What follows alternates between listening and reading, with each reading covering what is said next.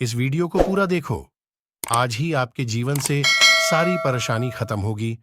और चैनल को सब्सक्राइब और वीडियो को लाइक करें। 12-13 पेजेस तक मुझे कुछ समझ में नहीं आया। वो बुक जो था वो स्पेशली इस विषय पे लिखा हुआ है कि वचन लोग सुनते हैं पर वो जड़ क्यों नहीं पकड़ता। आप बहुत, मुझे लगता है आपको मेरे जैसे अनुभव होगा कि आप रविवार को या कभी भी चर्च में आए, आपने वचन सुना, आपको ऐसा लगा खुदा ने मुझसे बात की, लेकिन जब कठिन समय आया कुछ भी याद नहीं है। दब क्या वचन, वचन जड़ क्यों नहीं पकड़ता। मैं इसके ऊपर एक इंग्लिश बुक पढ़ रहा था और मुझे वहां पर एक लाइन मिली जो बता के मैं आज आपको आज के वर्ड में लीड करना चाहता हूं। उस किताब में लिखा था, जब फल अच्छे ना हो तो बीजों को जांचना शुरू करो। अगर आपके पेड़ों में फल अच्छे नहीं हो तो कृपया अपने बीजों को जांचना शुरू करो। बहुत बार हम सुने हुए वचन के ऊपर निर्णय नहीं लेते, हम इंजॉय करते हैं, हम वर्ड के ऊपर आमीन बोलते हैं, जो कि बहुत अच्छी बात है। यस, बोलना भी चाहिए हमें, लेकिन क्या आप एक निर्णय लेने वाले व्यक्ति हैं? क्या आप एक डिसीजन मेकर हैं? सालों पहले परमेश्वर ने मुझसे कहा, तुझे बढ़ना है तो मेहनत करनी होगी। और परमेश्वर मेरा गवाह है, मैंने अपने जाल किनारे पे नहीं गहराइयों में डालना शुरू किए, क्योंकि मैं जानता हूं कभी भी किनारे पे बड़ी मछलियां नहीं मिल सकती। बड़ी मछलियां अगर चाहिए तो मुझे गहराई में जाना पड़ेगा। जैसे खुदा ने पतरस को कहा, अपने जाल गहराई में डाल। कभी भी शोर पे कभी आपको बड़ी फिशेस नहीं मिल सकती, छोटी छोटी मिलती हैं, लेकिन बड़ी बड़ी मछलियां गहराइयों में होती हैं। थके हुए पतरस को फिर से कहा गया, जाल डाल। मुझे एक व्यक्ति बताइए इस दुनिया में जो लेजी है और खुदा में आगे। बाइबल कहती है, परिश्रमी को बोल, वो राजाओं के साथ बैठेगा, परंतु एक सुस्त व्यक्ति का कंगालपन डाकू के नाई आएगा। यह हमारी बाइबल में लिखा है। तिमुथियुस में लिखा है, ग्रस्त परिश्रम करने वालों को फल का पहला अंश मिलता है। आज इस बारे में सोचें, क्या आप एक डिसीजन मेकर हैं? बाइबल कहती है, एक लड़की थी जिसमें डीमंस थे। आप जानते हो कैसे पहचाना जाता है कि एक व्यक्ति में डीमन है कि नहीं? फर्स्ट, जिस आदमी में बहुत दुष्ट आत्माएं होती है या दुष्ट आत्मा होती है, उसे कभी अपने एंगर पे कंट्रोल नहीं मिलता। सेकंड, उस घर में कभी बरकत नहीं होती। तीसरा, वो आदमी बीमार पड़ता है, सारी रिपोर्ट्स नॉर्मल होंगी, फिर भी बीमार होगा। These are some symptoms। ये कुछ सिम्टम्स हैं डीमन पसेस लोगों के। ऐसे तो और भी बहुत हैं, बट मोस्ट ऑफ केसेस में मैंने देखा है, जब एक आदमी बीमार पड़ता है और वो जांच करवाता है, रिपोर्ट्स नॉर्मल आती हैं, फिर भी वो बीमारी रहता है। बीमारी नहीं दिख रही है तो क्या है जो रिपोर्ट में नहीं आ रहा? There is a demon inside. इसलिए आपने देखा, मत्ती की शुरुआत ऐसे होती है, लोग बीमार होकर यीशु के पास आए और उसने उनमें से दुष्ट आत्माएं निकाली। हर बीमारी फिजिकल नहीं है, हर डिप्रेशन मेंटल इशू नहीं है। There is a demons. इसीलिए मैं आप में से हर एक को कहता हूं, खुदा के साथ बने रहो ताकि समझ पाओ कि है क्या। शैतान यीशु को कहता है, अपने आप को ऊपर से गिरा, स्वर्गदूत तुझे उठा लेंगे। यीशु ने कहा, नहीं, हम अपने खुदा की आजमाइश न करेंगे। कितना स्ट्रांग था वो इनसाइड। उसे पता चल रहा था, भले ही वचन आ रहा है पर देश शैतान रहा है। What a beautiful Jesus we have. आज आपको वर्ड ऑफ गॉड मिले, आप समझ पाओ कि दे कौन रहा है। मुझे दांत में दर्द था एक दिन, मैंने प्रेयर की, मैंने कहा खुदा मुझे हील कर। होल नाइट मेरा पेन नहीं उतरा। मॉर्निंग में मुझे टॉल्फिन लेनी पड़ी और मुझे सुबह सुबह ख्याल आया, देख बाइबल में लिखा है विश्वास करने वाले के लिए सब कुछ हो सकता है, लेकिन तू ठीक नहीं हुआ। मैं हैरान था, डेविल वर्ड यूज करता है। बिलीव मी, मैंने ये एक्सपीरियंस पाया कि डेविल मुझे वर्ड ऑफ गॉड दे रहा था डिस्करेज करने के लिए। देख खुदा के कलाम में लिखा है, पर तेरे लिए नहीं हो रहा है। मैंने डेविल को कहा गेट लॉस्ट, इससे ज्यादा दर्द है ना तो भी मैं उस पर अपना ईमान रखूंगा। अय्यूब की किताब में लिखा है अगर वो मुझे घात करे तो भी मैं उस पर भरोसा करूंगा। आपको क्या लगता है सिर्फ प्रचारक और सिर्फ खुदा ही वर्ड इस्तेमाल करता है? हमारी बाइबल बताती है डेविल भी वर्ड ऑफ गॉड यूज करता है आपको डिसीव करने के लिए। Excuse me. The Bible says एक लड़की में डीमंस थे। जब पॉल ने उसे देखा तो पॉल को बहुत बुरा लगा और पॉल ने उसमें से दुष्ट आत्मा निकाली और जैसे ही डीमंस बाहर निकले लड़की नॉर्मल हो गई। लेकिन जो डीमंस उसके अंदर थे ना, वो लोगों के भविष्य को बताया करते थे, झूठ मूठ। आपने एक बात नोटिस की है, नासा वाले करोड़ों रुपए ऊपर जाने में लगा देते और हमारे भारतीय लोग 150 रुपए में उनकी दिशाएं बदलते। Have you noticed?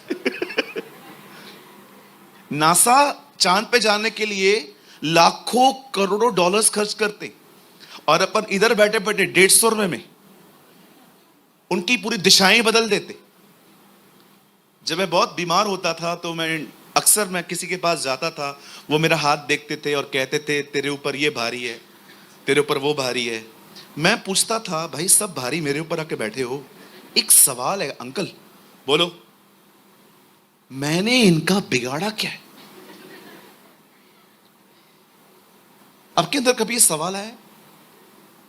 बिगाड़ा क्या है हमने इनका? कुछ तो किया होगा। मैं ऊपर गया हूं इन्हें तंग करने, तो ये क्यों कर रहे हैं? कहिए पास वाले को ये व्यापार है। हाँ, हमारे सिंधी में बोलते हैं यो धंधोआ। मैंने एक सिंधी भाई को बोला था यो धंधोआ, धंधा है ये। आप 8 उंगलियों, आप अपनी 10 उंगलियों में 20 अंगूठियां पहन लो, कुछ नहीं होगा। बोलो कुछ नहीं होगा। मैं आप में से हर एक को बताना चाहता हूं, ये जितने भी ऊपर है ना, जब खुदा उठता है ना सब झुकते हैं। Yes Lord. खुदा इनको बोलता है चाय ले आ, और सब ले आते। तू पानी ले आ, तू चीज लेके आ, तू पकौड़े ले आ। सब लिखा है, बाइबल बताती है एक नहीं है जिसको वो बुलाए और ना आए, सब आते। आपको डरने की कोई जरूरत नहीं है। यहां पर आए हो ना, फ्री हो जाओ।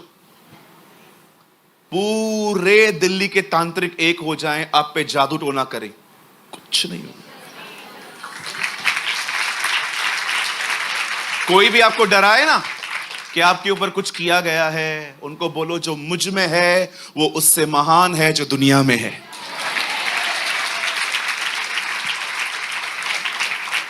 बिल्ली जब रास्ता काटे सबको रोको, पहले तुम जाओ, कुछ नहीं होगा। ओ बिल्ली आई, रुक जा, कोई और जाए, कोई और मरे। आपको ये यकीन नहीं है कि आपका खुदा इन काली बिल्लियों से बहुत महान है? और कोई भी आपसे कभी पूछता है बिल्ली रास्ता काट के गई, इसका मतलब है क्या? बड़े प्यार से बोला करो वो कहां जा रही थी। उस बेचारी को तो पता भी नहीं है, वो तो जानवर है, उसको तो कुछ पता भी नहीं है। वो भी कभी कभी सोचती हो कि पागल हो गए, मुझसे डरते हैं, मैं इनसे डरती हूं। सच्ची, कभी कभी बिल्लियां सोचती होंगी कि कितनी इडियट्स हैं ये लोग। मैं जाती हूं, रुक जाते, या कभी किसी भी नींबू मिर्ची पे पैर चला जाता है, डरने का नहीं, उसके साथ शादी करने की कोई जरूरत नहीं है। खुदावन उससे बहुत बड़ा है। मेरे पीछे कहिए, मेरा प्रभु मेरी रक्षा करना जानता है। आमेन। द बाइबल सेज इज़राइल का रक्षक न कभी सोता है न कभी ऊँगता है। अब हम ऊँग जाते हैं ना, कभी कभी हम चर्च में बैठे रहते हैं, हम ऊँगते हैं, खुदा कभी नहीं ऊँगता। इसीलिए प्रभु जब भी सोता नहीं है, इसलिए वो कभी ड्रीम्स में नहीं देखता। खुदा कभी ड्रीम्स नहीं देखता क्योंकि वो सोता ही नहीं है। ड्रीम्स हम देखते। जब पॉल और सिलास ने, स्ट्रेट बैठिए सब लोग, जब पॉल और सिलास ने दुष्ट आत्मा निकाली और व्यापार सब खत्म हो गया उस भाई का, उस अंकल ने पॉल और सिलास को जेल में डलवाया। खूब मार खाई उन्होंने, बेते खाई, बेते, पतली रॉड होती है बेते, कभी गूगल करके देखो। सरकंडा थोड़ा सा मोटा होता है, बेते बड़ी पतली होती हैं, बहुत लगती हैं, वो बड़ी लगती हैं। स्कूल में कभी कभी रूल छोटा होता था ना, और एक मोटा होता था। मोटे में कम पेन होता था, जब पतला लगता था, वो भी ठंडियों में। मुझे आज भी पता है जब मेरी टीचर रूल करती थी, आगे कर। मार खाइए नहीं खाइए कभी? कि सब पढ़ाकू थे आप लोग? कितने लोग थे पीछे? पीछे की बेंच वाला कोई है यहां पर जो पीछे बैठता था? वेरी गुड, गैंग है, गैंग। 70%। मैं पीछे वाले में था, हाँ, क्योंकि हम आगे नहीं बैठते थे, क्योंकि आगे वालों पे विशेष नजर होती है उनकी। हम पीछे बैठते थे, वड़ा पाव लेके, मूंगफली लेके, जैसे ही उसकी शक्ल, जैसे टीचर वहां, बड़े बड़े बड़े चालू लोग थे हम। कृपया बच्चे हमसे ये न सीखें।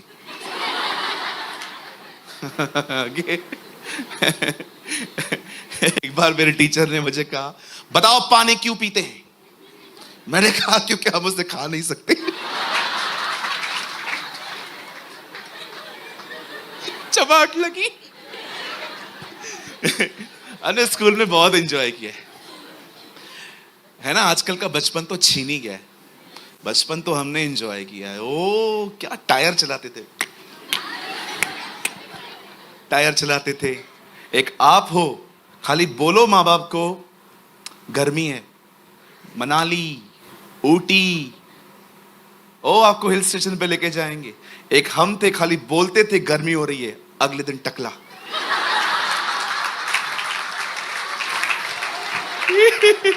कोई है यहां पर? अरे मेरे भाई क्या क्या बताते हो, मुझे सब याद है। गर्मी हो रही है ना, अगले दिन टकला, और सब पूछ रहे हैं बाहर, घर में सब ठीक है? हाँ सब ठीक है। तो ये क्या है, पूछो जिनने करवाया है।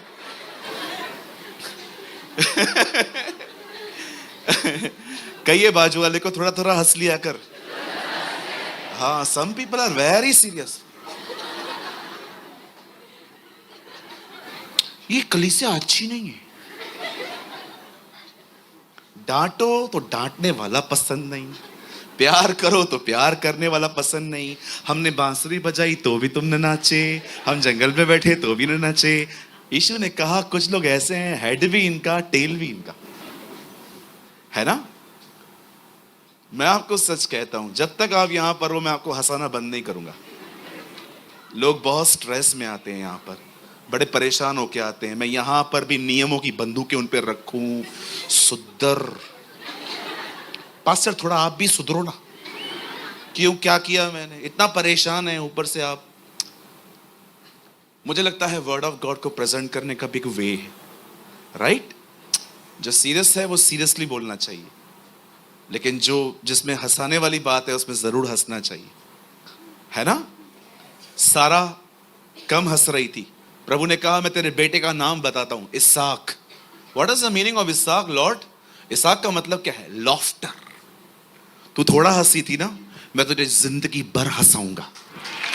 I will make you laugh. अब पॉल और सिलास जेल में हैं, आधी रात को प्रभु की आराधना कर रहे हैं, बिल्कुल भाई गौतम की तरह। वो आधी रात को परमेश्वर की आराधना कर रहे थे और लिखा है एक भूकंप आया, सारे बंधन खुल गए और वो आजाद हुए। यहां देखिए, हमेशा याद रखिए, उन तकलीफों में प्रभु की आराधना करना उनका कोई दबाव नहीं, एक निर्णय था। और देखो ये निर्णय उनके जिंदगी में छुटकारा लेके आया। समटाइम्स आपको अपनी जिंदगी में चुनाव करने पड़ेंगे कि मुझे किस तरफ जाना है। एक तरफ मेरी सारी प्रॉब्लम्स हैं, मेरे पास पैसे नहीं है, मुझे घर चलाना है, मुझे घर की रेंट पे करनी है, मुझे ये देना है, मुझे वो देना है। आप चाहें तो इन सारी प्रॉब्लम्स को लेकर परेशान रह सकते हैं, लेकिन एक और जिंदगी है कि आप इन तरफ न देखकर परमेश्वर को धन्यवाद देके चलेंगे, शुक्रगुजारियां करेंगे, उसकी आराधना करेंगे। Take some decisions, be a decision maker. कई बार हम वचन सुन लेते हैं पर निर्णय नहीं लेते। जक्कई ने निर्णय लिया, मैं नीचे नहीं बैठूंगा, मैं ऊपर जाऊंगा क्योंकि मैं उसे देखना चाहता हूं। मरियम ने निर्णय लिया, मैं सेवा बात में करूंगी पर मैं उसके पैरों पे बैठूंगी। जब बाइबल बताती है व्यवस्था विवरण की पुस्तक में, जब मूसा इजरायलियों को अपना आखिरी संदेश देता है तो वो उन्हें कहता है, मैंने तुम्हारे सामने जिंदगी और मौत रखी है और मैं तुमसे कहता हूं जिंदगी को चुनो, चुनाव करो।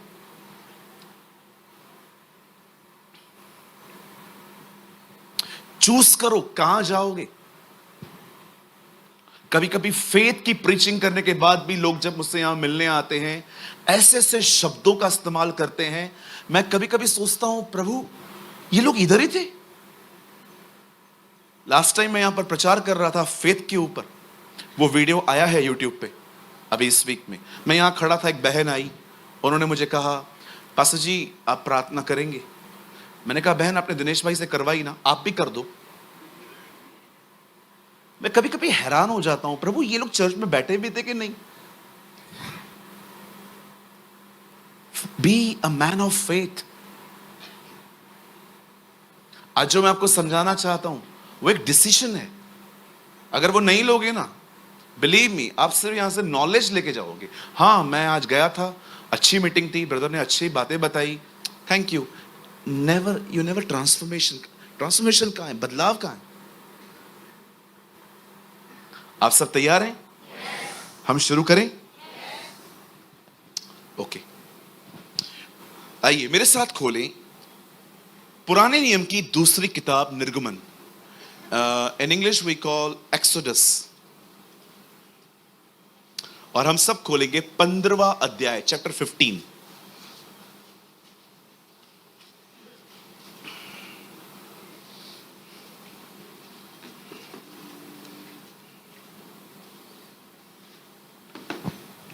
एक्सोडस 15, निर्गमन। ये चल रहा है, ये चालू है ना? ठीक है, चालू है। हाँ 15 का आप लगाएं 22 से 22। अगर आपके पास वाला बाइबल नहीं लाया है तो उसको शो करिए, थोड़ा सा दिखाइए, और उसको ये भी बोलना अगली बार ले आना भाई, ठीक है? बाइबल, विदाउट बाइबल आप ऐसे ना आए, बाइबल लेकर आए जी, ये एक अच्छी आदत है आपकी। आइए 22। तब मूसा इजराइलियों को लाल समुद्र से आगे ले गया और वे शूर नामक जंगल में आए और जंगल में जाते हुए 3 दिन तक पानी का सोता न मिला। आइए सामने देखें। लॉन्ग स्टोरी शॉर्ट, खुदा का पाक कलाम कहता है इजराइल के लोग मिस्र में फिरौन के गुलाम थे। फिरौन उनसे एक नगर बनवा रहा था जिसका नाम था गोशन। उस नगर में ईंटें चाहिए रहती थी, लेकिन कभी कभी फिरौन उनसे इतना काम लेता था कि आप हैरान हो जाएंगे। लिखा है वो दुहाई देते थे प्रभु को कि बस अब इनफ इज इनफ, खत्म कर अभी सब। और जब परमेश्वर ने देखा कि उसका समय भी पूरा हो गया है, the Bible says God called Moses, परमेश्वर मूसा को बुलाता है। और मूसा पहले जाने के लिए तैयार नहीं था। उसने कहा मैं नहीं जा सकता, ये लोग मेरी बात नहीं सुनेंगे। बहुत सारी बातें होने के बाद फाइनली परमेश्वर ने मूसा को मिस्र में फिरौन के सामने भेजा, एक लाठी लेकर, और वो वहां से उनको छुड़ा के ले आया।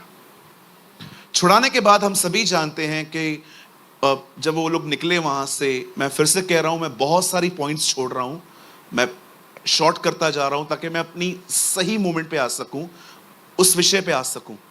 जब वो लाल समुद्र के सामने गए, हम सभी जानते हैं खुदा ने एक समुद्र को डिवाइड कर दिया था वहां, और बीच में से रास्ता बनाया था। और बाइबल बताती है इतने साल तक वहां समुद्र था, फिर भी जब उन्होंने अपने पांव रखे तो वो जमीन सूखी हुई थी। This is awesome. इतने साल तक वहां समुद्र था, लेकिन जब इजरायलियों ने वहां पर पांव रखे, उनके पांव अंदर नहीं जा रहे थे। इब्रानी की किताब में लिखा है विश्वास से ही वो उस समुद्र में ऐसे उतरे मानो सूखी भूमि पर उतरे थे, और किसी का पांव अंदर नहीं धस रहा था। आप बिलीव कर सकते हैं आपका खुदा ऐसा है? परमेश्वर क्या क्या कर सकता है। मैंने बचपन में बहुत बार पौधों को पानी दिया है।